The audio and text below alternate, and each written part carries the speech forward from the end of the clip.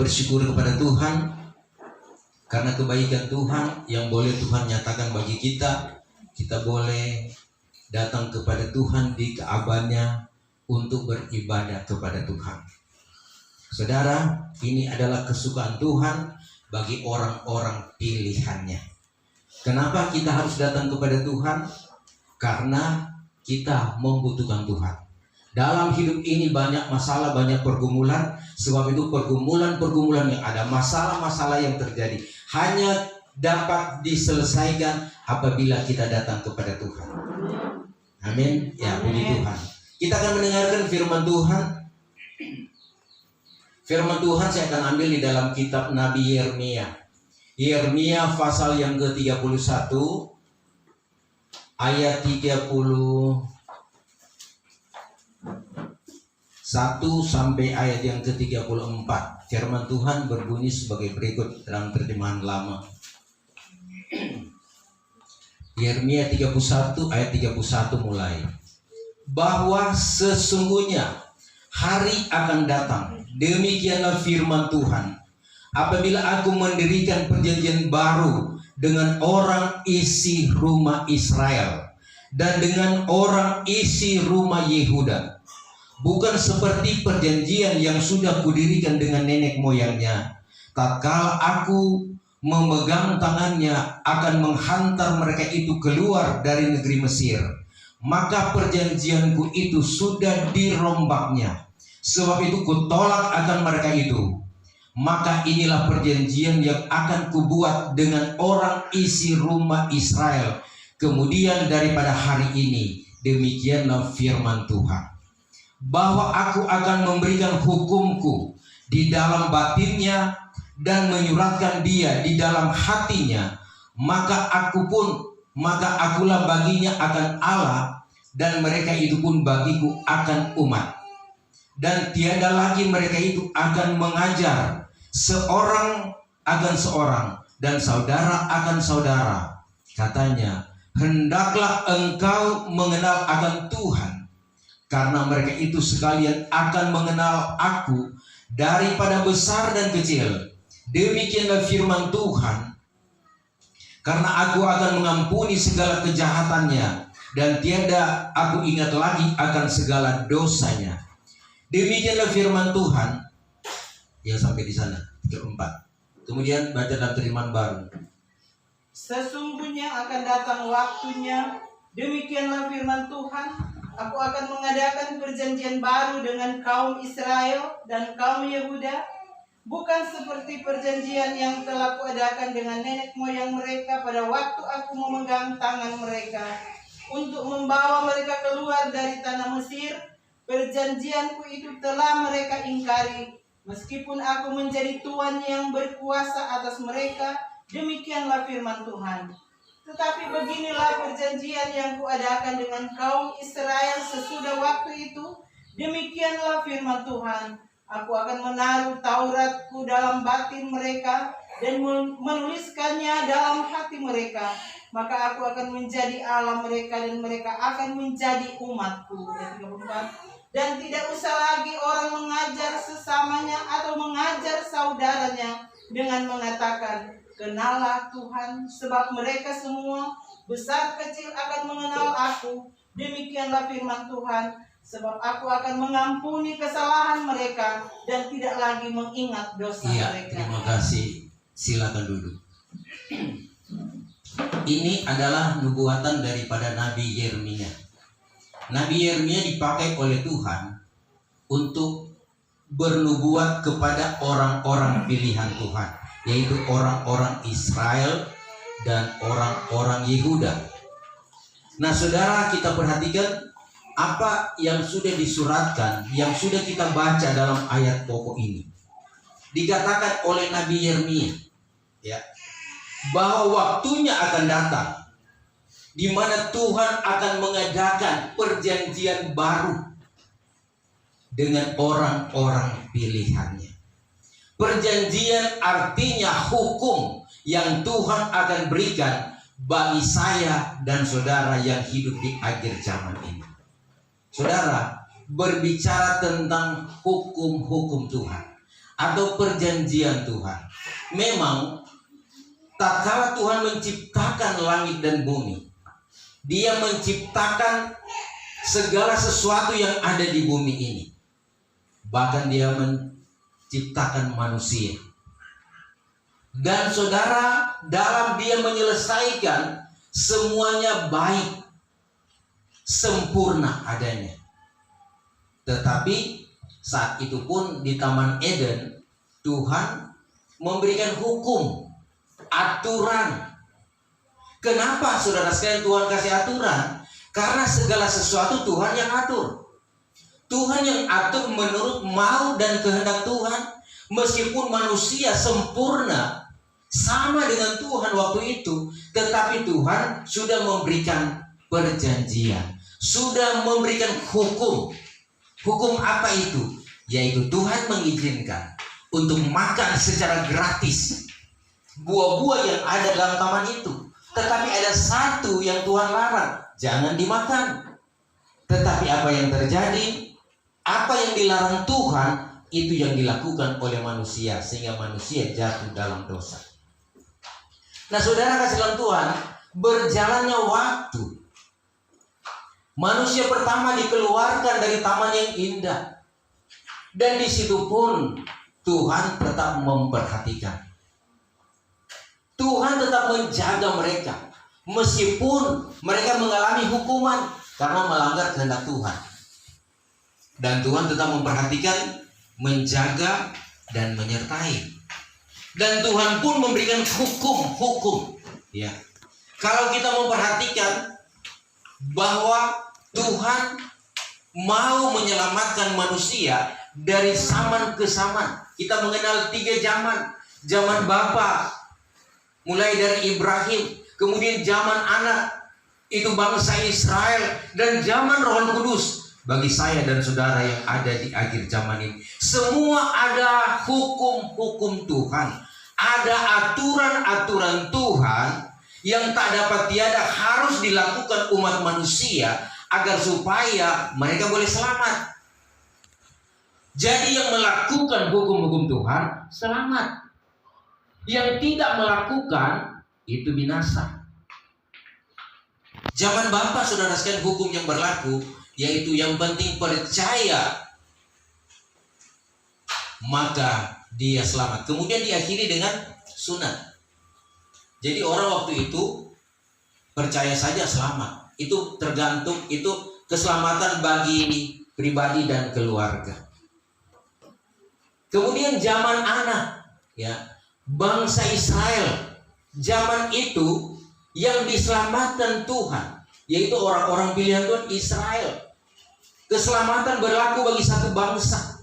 Yang penting mereka melakukan hukum yang Tuhan berikan bagi mereka, yaitu hukum Taurat dan segala syaratnya. Itu hukum yang berlaku. Jadi orang ya melakukan hukum Taurat dan segala syaratnya selamat. Yang tidak melakukan binasa. Dan itu hanya berlaku sampai pada zaman Yahya. Kemudian saudara sekalian zaman anugerah dan kebenaran, atau kita kenal zaman Roh Kudus, yang dimulai berlaku tatkala pencurahan Roh Kudus dalam Kisah pasal yang kedua, sampai pada kesempurnaan gereja Tuhan di akhir zaman. Hukum yang berlaku adalah hukum anugerah dan kebenaran, yaitu yang diuraikan dalam Kisah pasal yang kedua ayat 37 sampai ayat yang ke-38. Hukum yang berlaku di sana adalah bertobat, berbaptis, dan beroleh anugerah Roh Kudus. Dan itu berlaku bagi saya dan saudara di akhir zaman ini. Jadi hukum-hukum yang Tuhan berikan adalah untuk menyelamatkan manusia. Jadi untuk zaman Roh Kudus sekarang, bukan lagi kita hanya percaya, tidak cukup ya. Percaya dan melakukan, bertobat, dibaptis lewat cara Alkitab, bukan cara manusia, bukan cara organisasi atau sinode, tetapi cara Alkitab, baru berkenan kepada Tuhan. Itu hukum wajib. Kemudian sekarang juga akhir zaman ini ya, kita tidak lagi melakukan hukum Taurat dan segala syaratnya, karena itu sudah digenapi oleh Tuhan Yesus di Bukit Golgota. Sehingga dikatakan saudara sekalian dalam Yohanes 1 ayat yang ke-17 bahwa Taurat sudah diberi oleh Musa, tetapi anugerah dan kebenaran didatangkan oleh Yesus Kristus, sehingga orang berebut-rebut masuk ke dalamnya. Saudara kasih dalam Tuhan, kita kembali kepada ayat pokok tadi ya, bahwa saudara sekalian hukum yang atau aturan perintah yang Tuhan berikan bagi saya dan saudara adalah perintah yang baru, diperbaharui, tidak sama dengan hukum pada waktu yang lalu ya. Dikatakan oleh Nabi Yeremia bagaimana orang Israel dikeluarkan dengan tangan ajaib lewat Musa. Tuhan melakukan perkara-perkara yang besar, tetapi pada akhirnya mereka meninggalkan hukum Tuhan, sehingga banyak yang mati di padang belantara. Dan hukum yang baru saudara sekalian dikatakan ayat pokok tadi, bahwa aku akan memberikan hukumku di dalam batinnya dan menyuratkan dia dalam hatinya, maka akulah baginya akan Allah dan mereka itu pun bagiku akan umat. Tuhan memberikan hukum bukan lagi ya tertulis di dalam atau pada batu atau dalam kitab-kitab. Memang ada Alkitab, bahkan di HP pun sudah ada Alkitab tertulis di sana. Tetapi hukum itu Tuhan mau supaya diperbaharui, artinya jangan hanya dalam bentuk kitab, tetapi saudara harus ada di dalam hati. Kenapa Tuhan katakan begitu? Karena dikatakan saudara dalam Amos 8 ayat 11 dan ayat yang ke-12. Minta tolong dibaca. Amos 8 ayat 11 dan 12. Bahwasanya hari akan datang kelak, demikianlah firman Tuhan kuat, apabila aku mendatangkan bala kelaparan ke dalam negeri, yaitu bukannya lapar akan roti dan bukannya dahaga akan air, melainkan akan mendengar segala firman Tuhan, maka orang akan mengembara daripada laut sampai kepada laut, dan daripada utara datang ke timur. Orang akan beridar-idar akan menuntut firman, tapi tiada didapatinya akan dia. Iya, saudara, akan datang waktunya orang akan mengalami kelaparan, bukan lapar makanan atau minuman, tetapi lapar akan kebenaran firman Tuhan. Orang akan beredar-edar dari utara ke selatan, timur ke barat, mencari-cari kebenaran. Alkitab sudah tidak ada, itu berlaku pada meterai yang kelima. Masa kesusahan, tidak ada lagi pekabaran. Gereja sudah sempurna, tinggal menunggu akan diangkat atau raptor, terangkat ke surga. Sempurna.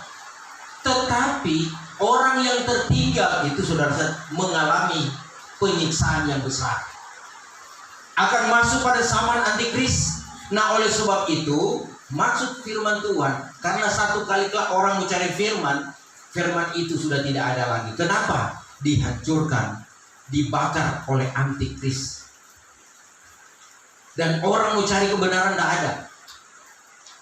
Nah, sebab itu Tuhan katakan lewat Nabi Yeremia, bukan lagi tertulis di buku, di kitab, tetapi taruh di dalam hati. Rasul Paulus tegaskan, ya, hendaklah firman Tuhan dalam hatimu, tertulis, ya, tertulis di dalam hati. 2 Korintus pasal yang kedua. Kita baca firman Tuhan.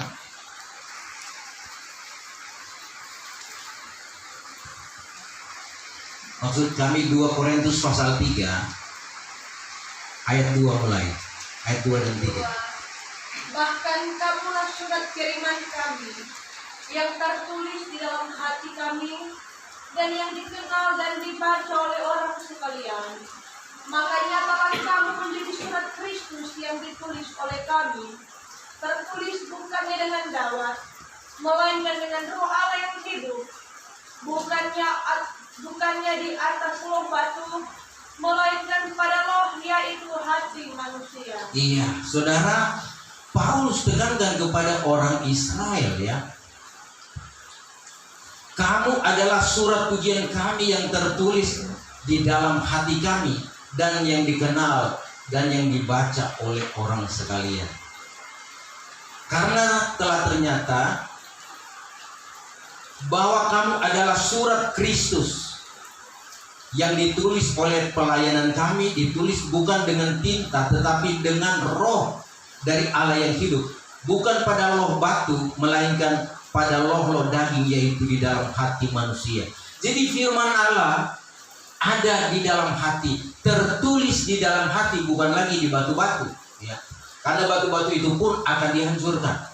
Tetapi kalau ada di dalam hati, firman Allah ada di dalam hati, dikatakan oleh firman Tuhan katakan dalam kitab Injil Matius, firman Allah tidak akan hilang, satu titik pun, satu nota tidak akan hilang. Firman Allah itu kekal. Jadi kalau firman Allah ada di dalam hati kita, maka kita akan dibawa kepada kekekalan hidup dengan Tuhan. Nah, ini maksud Tuhan, saudara.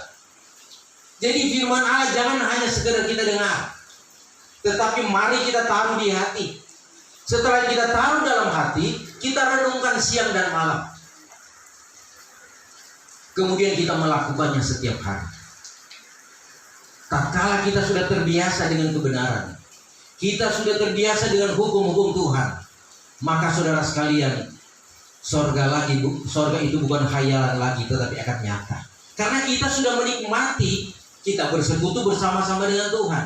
Nah, oleh sebab itu hukum anugerah dan kebenaran, yaitu orang menerima kuasa Roh Kudus. Amin. Kuasa Roh Kudus itu artinya dia adalah pribadi Allah. Dia ada di dalam hidup kita. 1 Korintus 3 ayat yang ke-16, tiadakah kamu ketahui bahwa kamu rumah Allah dan Roh Allah diam di dalam kamu. Roh Allah, Roh Kudus ada di dalam kita. Jadi kalau Roh Kudus ada di dalam kita, berarti kita ini rumah Allah, tempat kediaman Roh Kudus. Ya. Jadi kalau Roh Kudus tinggal di dalam kita, maka saudara dalam Tuhan, dia akan mengatur rumah kita. Jadi Roh Kudus bukan hanya sekedar kita undang, ya. Ya, karena namanya undangan, jadi hanya datang, dia pergi karena hanya diundang. Tetapi firman Tuhan katakan dia akan tinggal selama-lamanya. Mari kita baca di dalam kitab Injil Yohanes. Yohanes pasal yang ke-14.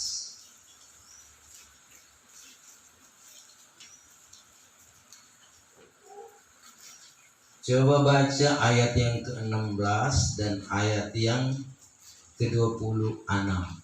16. Dan aku akan mintakan kepada Bapa, maka Ia akan mengaruniakan kepada kamu penolong yang lain, supaya Ia menyertai kamu selama-lamanya. Ayat ke-6. Tetapi penolong itu yaitu Roh Kudus, yang akan disuruhkan oleh Bapa atas namaku, ialah akan mengajarkan kepadamu segala perkara itu, dan akan mengingatkan kamu segala sesuatu yang aku sudah katakan kepadamu. Iya, saudara, dikatakan saudara bahwa Tuhan akan mintakan kepada Bapa, maka Ia akan mengaruniakan kepada kamu penolong yang lain, supaya Ia menyertai kamu selama-lamanya. Jadi bukan cuma datang dan pergi, itu Roh Kudus. Penolong kita bukan dia datang pergi, ya. Dia akan menyertai kamu selama-lamanya. Yang penting kita tetap pegang. Yang penting kita tetap buka hati untuk Roh Kudus ada. Ayat 26 lebih jelas, tetapi penolong itu, yaitu Roh Kudus, yang akan disuruhkan oleh Bapa atas namaku, Ialah akan mengajarkan kepadamu segala perkara itu, dan akan mengingatkan kamu segala sesuatu yang aku sudah katakan kepadamu. Amin. Tuhan mengajarkan. Jadi saudara sekalian, ayat pokok tadi dikatakan bahwa kamu tidak usah lagi belajar, karena Tuhan akan mengampuni dosa kamu, Tuhan akan membebaskan, dan kamu diberikan penolong, yaitu Roh Kudus. Dan Roh Kudus ini akan mengajar kita, menuntun kita pada jalan yang benar. Karena saudara sekalian, Roh Kudus tidak pernah salah. Dan dikatakan saudara sekalian ayat 27 bahwa Roh Kudus itu memberikan damai sejahtera. Artinya sukacita yang dikerjakan oleh Roh Kudus itulah damai sejahtera. Dan itu kita tidak dapatkan di dalam dunia ini, tapi hanya didapat di dalam Tuhan. Nah, saudara kasih dalam Tuhan. Sebab itu dalam kita beribadah, maka Roh Kudus berperan aktif. Dalam 1 Korintus pasal yang ke-12 dikatakan oleh Rasul Paulus ada 9 karunia Roh Kudus yang akan dilengkapkan atau diperuntukkan bagi setiap gereja yang percaya kepadanya. Sebab itu kita berhak untuk merebut, kita berhak untuk mencari, karena orang yang mencari itu mendapatkan. Kita baca 1 Korintus 12 ayat 4 sampai ayat yang ke-11, berbicara tentang 9 karunia Roh Kudus yang akan menjadi bagian kita. Karena ini berbicara tentang keselamatan, membawa kita pada kesempurnaan. Silakan baca Ayat yang ke-8. Karena ayat yang ke-4 sampai 11. Ayat yang ke-4 adalah berbagai-bagai karunia, tetapi rohnya itu satu. Dan ada berbagai-bagai jawatan, tetapi Tuhannya itu satu. Dan ada berbagai-bagai perbuatan ajaib, tapi Allah itu juga yang mengerjakan segala hal itu di dalam sekalian orang. Terus sampai ayat yang ke-11. Ayat yang ke-7, tetapi kenyataan roh itu dikaruniakan kepada masing-masing supaya mendatangkan faedah. Karena kepada seorang dikaruniakan oleh roh perkataan hikmat, dan kepada yang lain perkataan makrifat menurut kuasa roh itu juga, dan kepada orang lain iman di dalam roh itu juga, dan kepada yang lain karunia menyembuhkan di dalam roh yang satu itu juga, dan kepada orang lain perbuatan mujizat, dan kepada yang lain membuat dan roh, dan kepada yang lain membedakan segala roh, dan kepada orang lain berjenis-jenis karunia lidah, dan kepada yang lain pengetahuan mengartikan makna lidah itu. Tetapi sekaliannya itu dikerjakan oleh roh yang satu itu juga, dengan membagi-bagi kepada masing-masing sebagaimana kehendak. Iya, ini berbicara tentang anugerah. Anugerah Roh Kudus itu gratis, ya.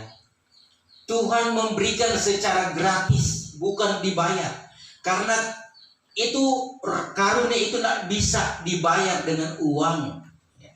Dalam Kisah Rasul ada orang yang menawarkan, tatkala Petrus berbuat mujizat, maka orang menawarkan, orang kaya ini, dia menawarkan, kalau boleh saya juga dapat kuasa seperti itu supaya aku dapat berbuat mujizat. Apa yang Petrus katakan? Binasalah engkau dan uangmu itu, karena engkau menyangka bahwa anugerah Allah dapat dibeli dengan uang. Tidak bisa. Karena itu kuasa Allah, kuasa Roh Kudus. Nah, itu berbicara tentang 9 karunia yang dibagi dengan 3 kelompok, yaitu kelompok A, kelompok B, dan kelompok C.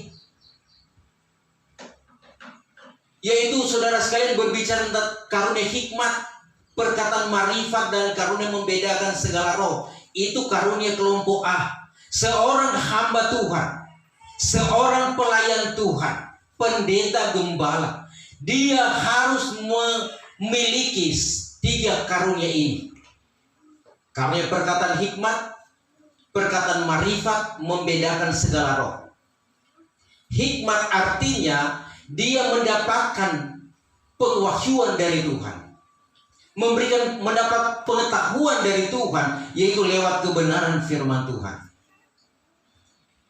Kemudian marifat, dia bisa mengetahui segala kebutuhan jemaat.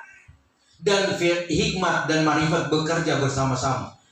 Bagaikan saudara sekalian seorang dokter yang mengetahui penyakit dan sudah ada obat khusus untuk menyembuhkan penyakit itu. Kemudian ada karunia membedakan segala roh. Ingat, di dalam perhimpunan itu ada 3 roh yang bekerja. Roh manusia, roh iblis, dan roh setan. Semua berkecamuk. Sebab itu kita beribadah kepada Tuhan pun dipengaruhi. Ya, roh kita itu memang fleksibel.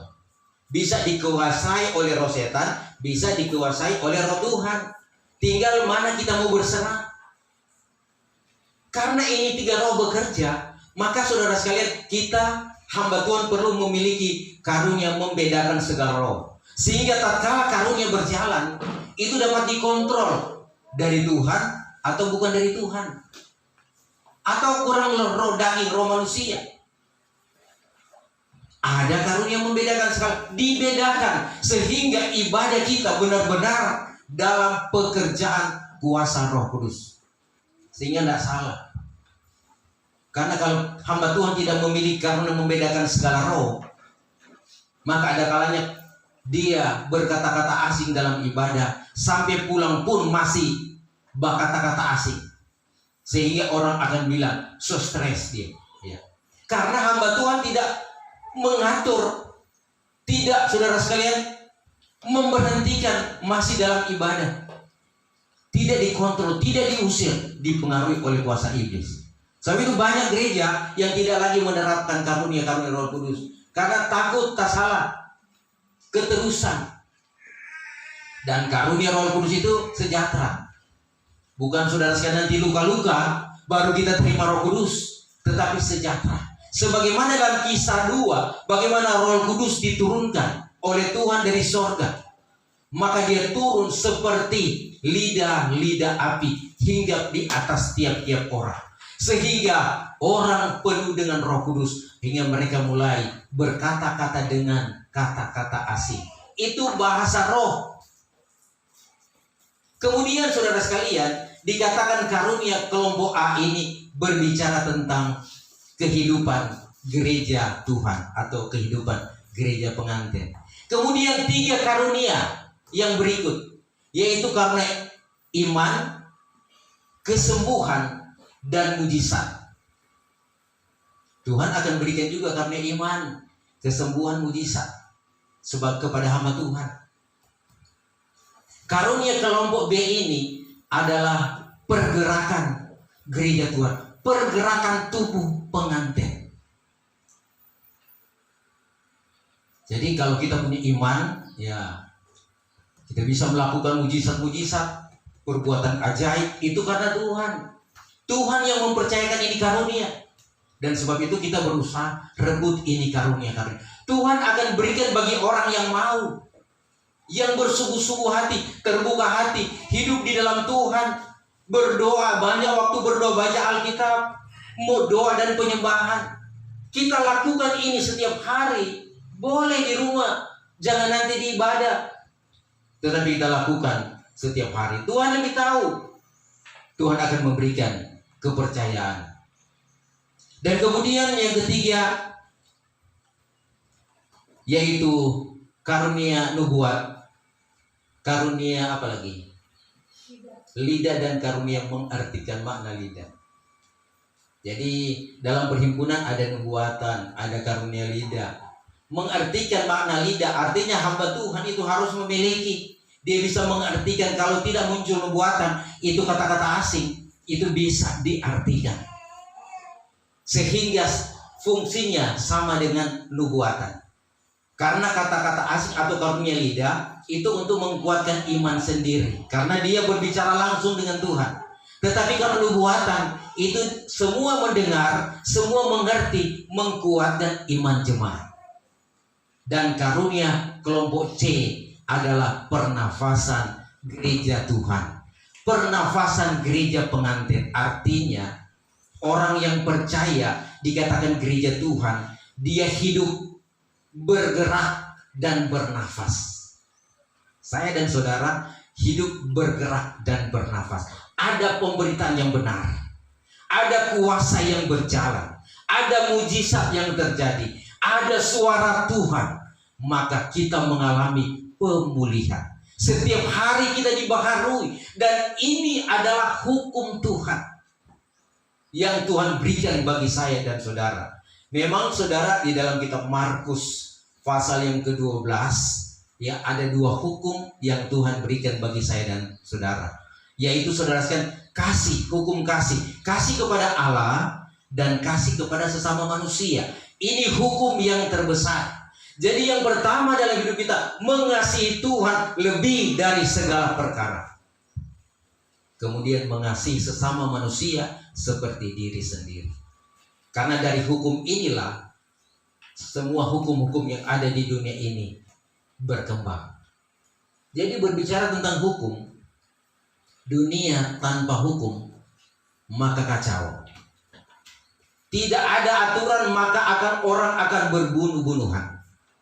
Sebab itu dalam kitab Nabi Habakuk pasal 1 dikatakan di sana, kenapa terjadi kekacauan, perkelahian, peperangan?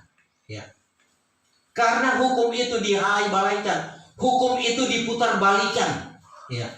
Mungkin lebih bagus kita baca Habakuk pasal 1.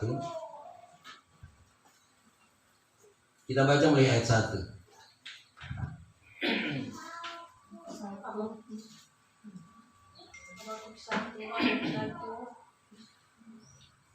Bahwa inilah firman yang telah dinyatakan kepada Nabi Habakuk. Ya Tuhan, sampai berapa lama menangislah aku, maka tiada engkau sahut. Dengan nyaring suaraku aku berseru kepadamu, karena gagak itu, maka aku tiada engkau lepaskan. 3. Mengapa engkau memperlihatkan aku kejahatan dan memberikan aku memandang sengsara? Hanya kerusakan dan penggagahan adalah di hadapan mataku. Baru habis perbantahan, maka mulai geger pula. 4. Ayat yang keempat, maka sebab itu hukum dihalai-balaikan, dan insaf pun tiada lagi boleh menang. Karena orang fasik merajalela di atas orang yang benar, maka sebab itu hukum pun keluar terbang. Iya, sampai di sana. Saudara, yang dihadapkan, dilihat oleh Nabi Habakuk, yaitu segala macam kejahatan, banyak sengsara, banyak kerusakan, banyak penggagahan yang ada di depan matanya. Baru habis perbantahan mulai geger pula. Artinya kekacauan demi kekacauan yang terjadi. Ya.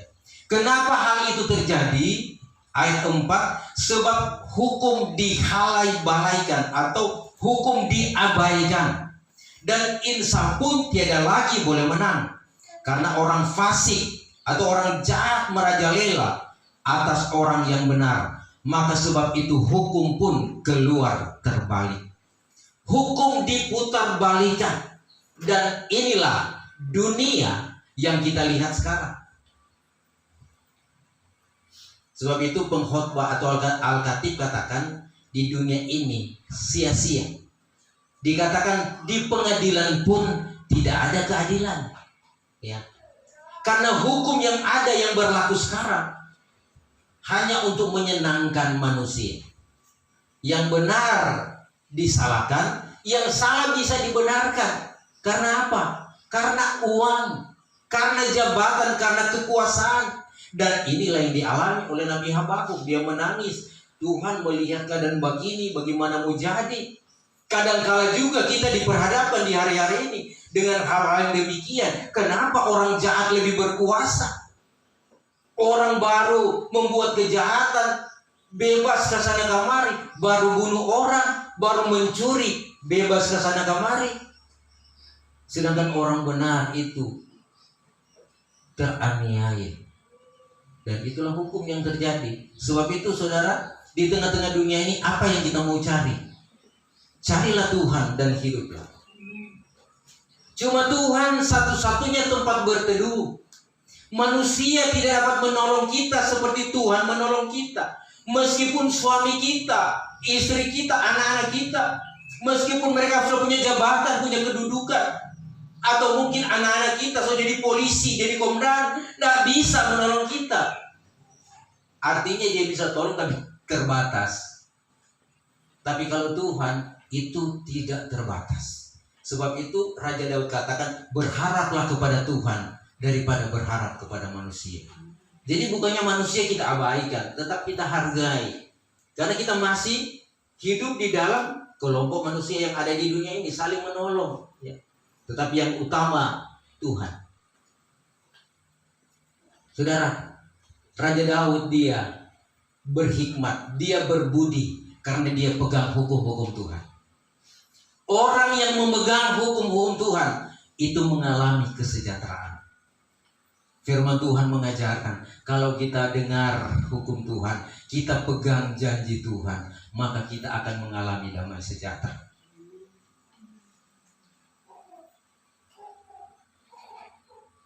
Mari kita baca di dalam Mazmur 106 ayat yang ketiga. Mazmur 106 ayat 3. Berbahagialah segala orang yang memeliharakan hukum dan yang berbuat kebajikan pada sedia kala. Berbahagialah segala orang yang memelihara hukum dan berbuat kebajikan pada sedia. Berbahagia.